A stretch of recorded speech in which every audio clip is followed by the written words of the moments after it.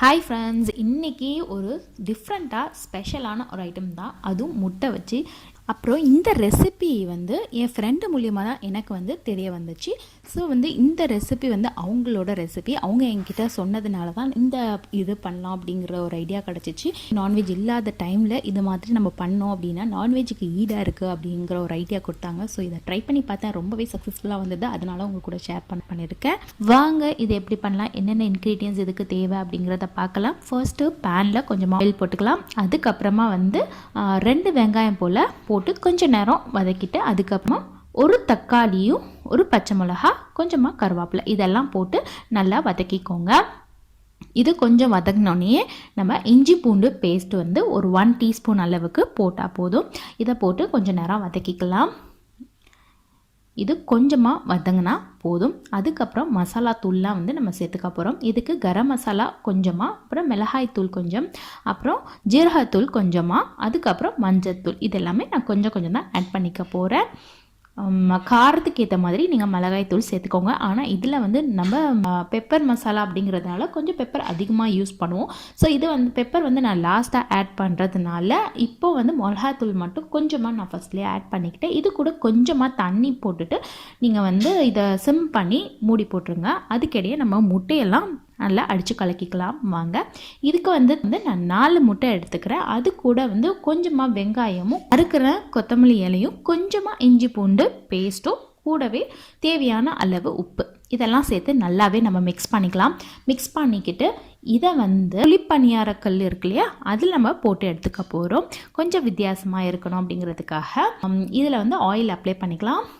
Oil apply பண்ணிவிட்டு நீங்கள் வந்து நார்மலாக வந்து ஊற்றி எடுக்கிற மாதிரி இதை வந்து கரண்டியில் நம்ம ஊற்றி எடுத்துக்க போகிறோம்.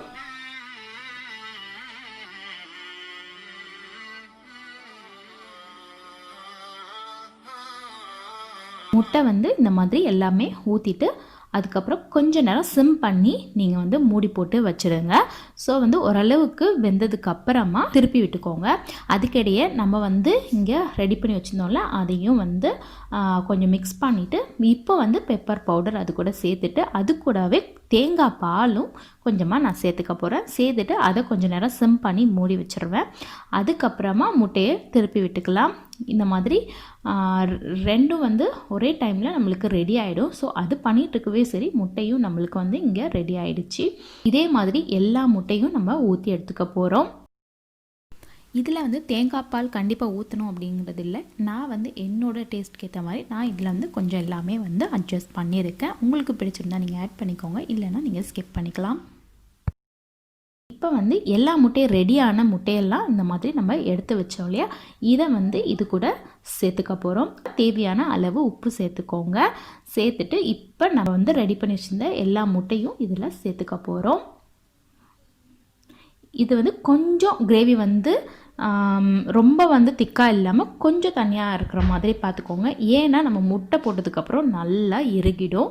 ஸோ வந்து திக்கு கிரேவியாக தான் இது கிடைக்கும். உங்களுக்கு கிரேவி அதிகமாக வேணும் அப்படின்னா கொஞ்சம் நீங்கள் மசாலாலாம் அதிகப்படுத்திட்டு அதுக்கப்புறம் வெங்காயம் தக்காளிலாம் கொஞ்சம் ஜாஸ்தி பண்ணிக்கோங்க. எனக்கு இது திக்காக இருக்கிறதுக்கு ரொம்பவே நல்லா இருந்தது, ரொம்ப சூப்பராக இருந்தது.